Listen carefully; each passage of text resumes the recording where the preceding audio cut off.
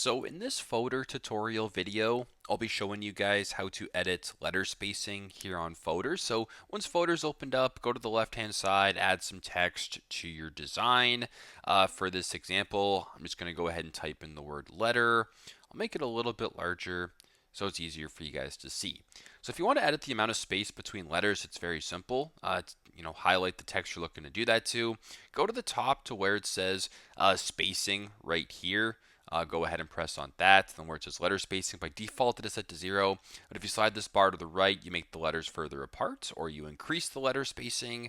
Or if you want to slide it to the left, you can make them closer together. So very simple, very straightforward. That's how you guys can edit letter spacing here on Fotor. Thanks again for watching, and I hope this video helps.